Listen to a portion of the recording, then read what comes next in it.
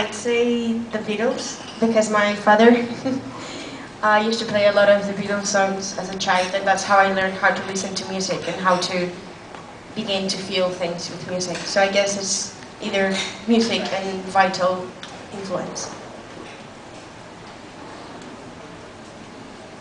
Anybody today? Today, yeah, a lot of things. But it's not like something definite. We do listen to a lot of music that we share, but big influence like that, I don't know. Big influence, I don't know, like that big. I just have the Beatles in my head. I can't come up with anyone else. What's your biggest influence, music-wise?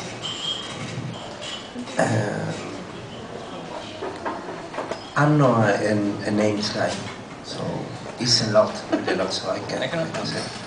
I can only come up with Wilco as well. That's one of the bands that I listen to a lot and I like a lot.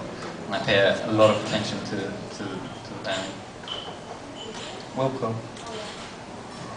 I guess once you mention the Beatles, everybody just gets I think it's always good to say the Beatles because The the Beatles most have influenced so many bands, and everyone says the Beatles, and every time you think of a band, they've probably been influenced by the Beatles. And they have almost been through all the music styles, almost. That's true. For them. Any other questions?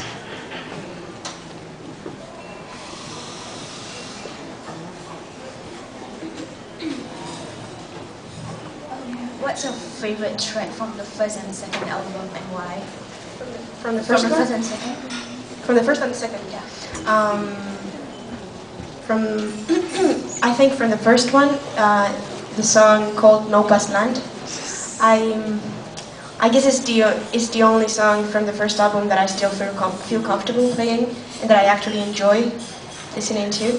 And from the second album, I think maybe Nick Drake, because I like the fact that it's not like a regular song with like the structure of verse and chorus, and it's just like it has two parts and it's like two different songs put together in one. And I really like the arrangement that Stevie Jackson made with the guitar for that song. So. Any other? I understand that for the second album, you actually worked with some musicians from Belle and Sebastian. Mm-hmm. What was that like?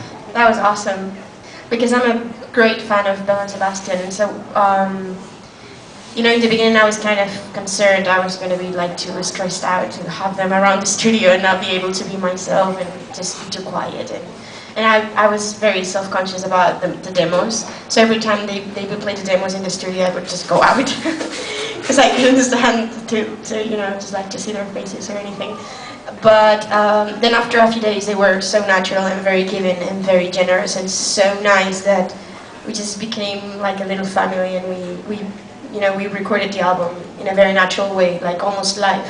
They would be in the studio like playing their instruments, like kind of playing around with the songs, and then at some point we'd be like, oh, I really like that, and then we would stop and record it, and then that's the best thing you can do for recording. So it was actually quite collaborative. Yeah. They came up with a lot of... yeah, I mean the band, the album sounds like I have a whole band, and that's because I had Stevie, Bob, and Richard from Belle and Sebastian.